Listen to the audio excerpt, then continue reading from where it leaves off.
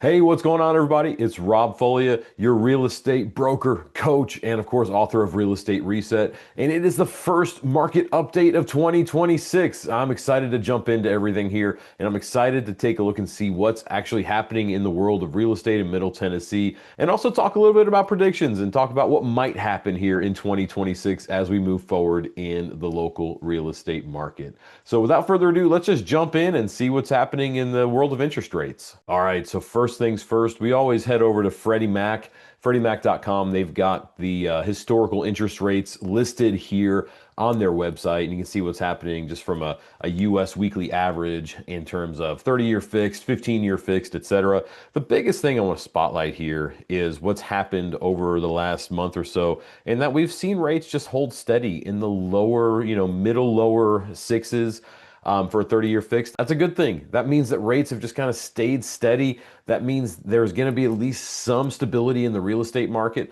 Just being real with y'all, obviously it'd be better if rates were lower. Homes would be a little bit more affordable. It might kickstart sales a little bit, but at the same time, rates staying stable there, that's a good thing because it allows people to forecast what they can expect if they do decide to move here in 3 months or in 6 months. When rates were climbing and then dropping and climbing and dropping, that volatility, I think, was making a lot of buyers just kind of sit on the sidelines and say, I don't know what's going to happen, so let me just sit back and just observe. Right now, because rates are what they are and they've stayed what they've been for the last little bit. I mean, even looking back, they dropped below 6.5 in September and they've stayed below 6.5 since September. With rates staying what they've been, it allows people to just have an idea of what they can expect if they decide to enter the market here in 2026. So that's a great thing. Continuing with our market update, let's take a look and see what's happened in Davidson County and see how Davidson County closed out 2025. So we're looking at just the December 2025 market update. We're going to compare to December 2024. Main reason being is our economy here locally in Middle Tennessee, it's pretty routine. It's pretty cyclical.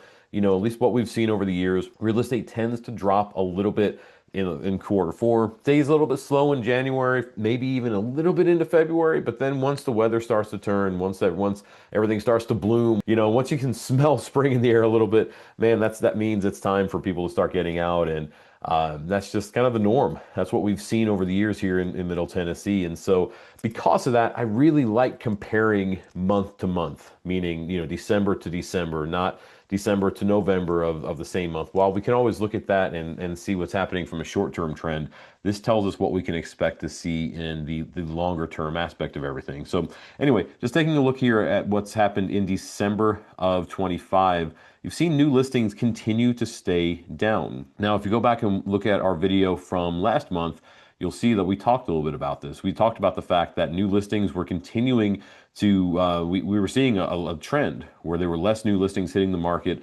and yet at the same time, we were seeing active inventory continue to rise, and we're still seeing that. That to me is a bit of a concern.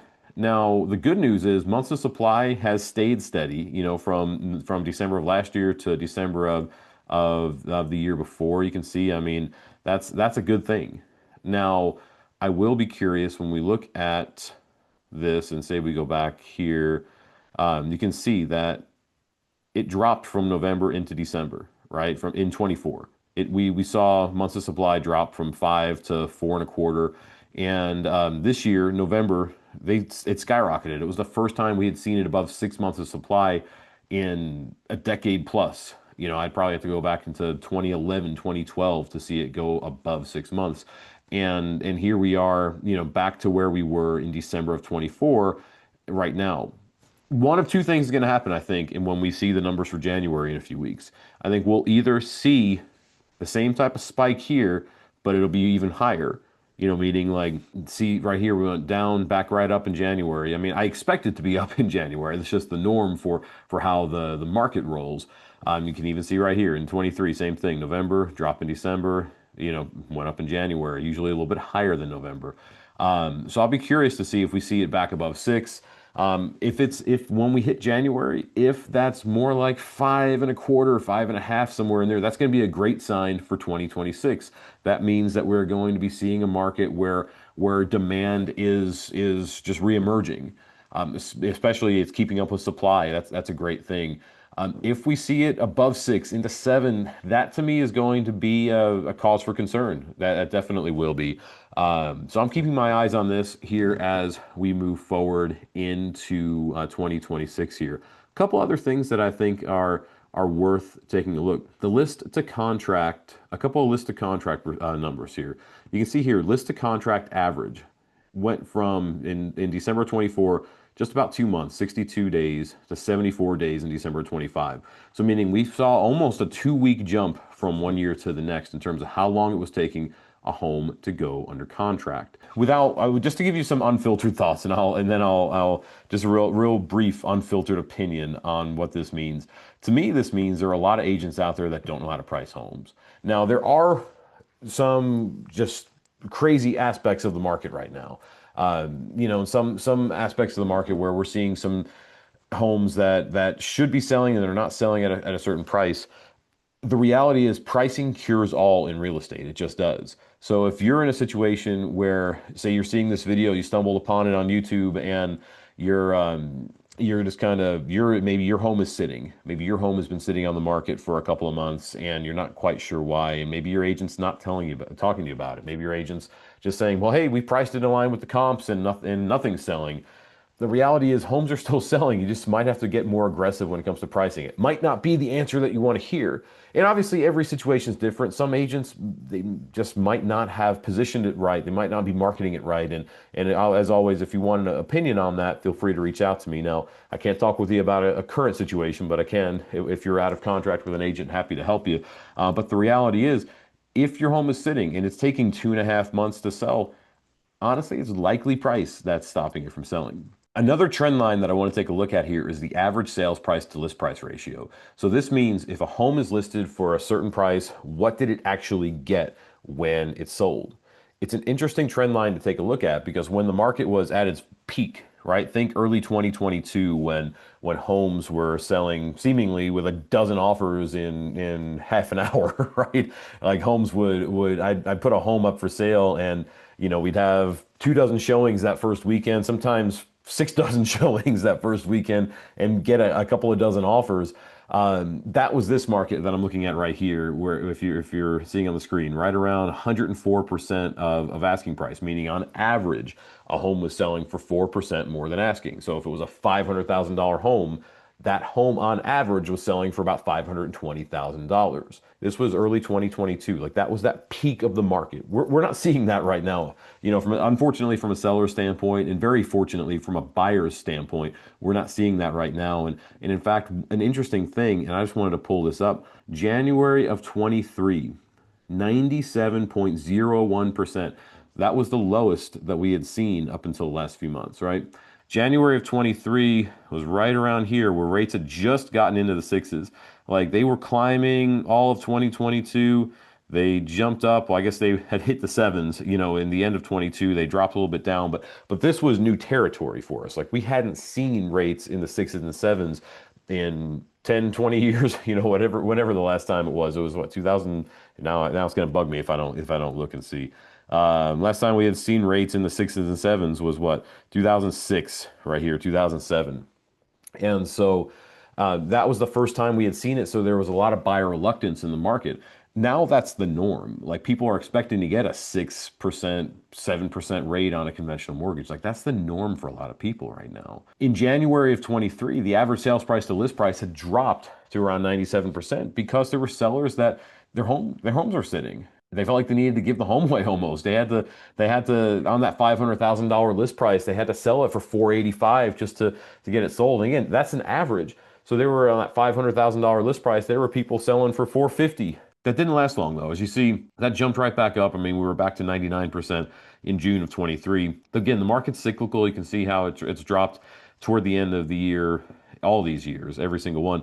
The interesting thing that I wanted to bring up though, in October of 25, we saw the lowest sales price to list price that we had seen in over a decade. And that was when it hit 96.8%. That's to me again, that was the concerning a lot of these concerns that I've seen about the market. That was a huge concern. And then here we were again under 97%, 96.9% in December. That tells me something here. This tells me that the average agent out there just doesn't know how to price a home in today's market. They're just confused. They don't get the fact that homes are taking longer to sell because not because there's an issue with the market, but because there's an issue with pricing. Again, this I'm going to be so curious to see what we see in January, just like I was talking about when it comes to months of supply. Because months of supply, I expect it to jump up. I'm going to be curious to see if this jumps up as well in January or if this stays low. Because if this stays low, I think we're going to start to see some real negative pricing trends. We're going to see instead of the sales price, the average sales price still rising 3% in Davidson County, the median sales price still going up 9%. Well, if that average sales price to list price stays at 97%, some sellers are going to say, hey, I can't wait 2.5 months to go under contract and sell. I need to sell in the next 2 weeks or 30 days. And if that's the case, it's going to be a lower list price in order to attract more buyers quicker. And that's going to lead to negative pricing trends. It just is what it is. What all of this tells me is that if I'm a homeowner and I'm thinking of making a move in 2026, I'm taking action now. I'm reaching out now and saying, hey, Rob, I need to sell my home. I want to sell my home. Let's take advantage of whatever strength is left in the market now before any negative trends continue to arise. So again, this is the prediction aspect of the video today because we don't know what the market's going to bear, right? I don't have a crystal ball, unfortunately. I can't tell you what the market's going to do in 2026, unfortunately, but I can tell you that all those trend lines that we're looking at, right? Those trend lines where we're seeing things like sales price to list price dropping to a low that we haven't really seen over the last decade, when we're seeing new listings continue to drop while active inventory continues to rise, when we're seeing days on the market before it goes under contract continue to rise at a pretty significant rate. Well, all those things are telling me that we are seeing some negative trend lines in terms of pricing. I would not be surprised if we're looking at the end of 2026 and we're seeing pricing remain flat but time on the market continue to rise. I wouldn't be surprised if sales price to list price continues to go down. Now, that said, I do think there's one number that's going to impact things more than really anything else. That one number is interest rates. You know, we've seen the market kind of stabilize over the last little bit because rates have stayed in that low sixes, right? Even going back 6 months, I mean, they were in the mid sixes. So if anything, rates have gone down a little bit over the last 6 to 9 months, and really they've been stable in that mid sixes to low sixes. That stability breeds buyer comfort. Stability breeds buyer comfort. And so if rates continue to stay where they are or even go down, well, that's going to increase demand. If rates go up, say in 3 months from now, we're saying rates, man, I wish I had capitalized on those low sixes because now they're in the sevens. Well, if that's the case, I wouldn't be surprised to see even worse trends for sellers. So long story short, if you're a homeowner and you're thinking of moving, do it now. Or at least get the process started now. Even if you're thinking, hey, springtime is when I want to move, I want to get the home on the market in March, reach out to me today. Let's put the wheels in motion to where March 1st we're on the market. If you're a buyer, a home buyer, and you're thinking, hey, I want to get out of this lease, my lease ends in May, let's talk now. Let's start to put the pieces in place. Let's monitor what you're looking for. See if we see prices drop a little bit. See if we see interest rates go up. Because if rates do go up in the next 3 months, well, that's gonna hurt affordability for you in the long term. So you might want to jump on things now while rates are what they are. Anyway, I'll stop rambling about all this. But if you're curious about what things might look like for your situation, just do me a favor. If you're getting this in your email, hit the reply button. If you're seeing this on YouTube or Facebook or Instagram, if you're seeing it on LinkedIn, leave a comment, hit a like for me as well, hit the subscribe buttons because that does help my channels grow as well. But I'd love to help you or anyone that you know with your real estate needs this year in 2026. As always, thank you so much for checking this out. I'm Rob Foglia, real estate broker, coach, and author of Real Estate Reset, and we'll talk soon. Thank you so much.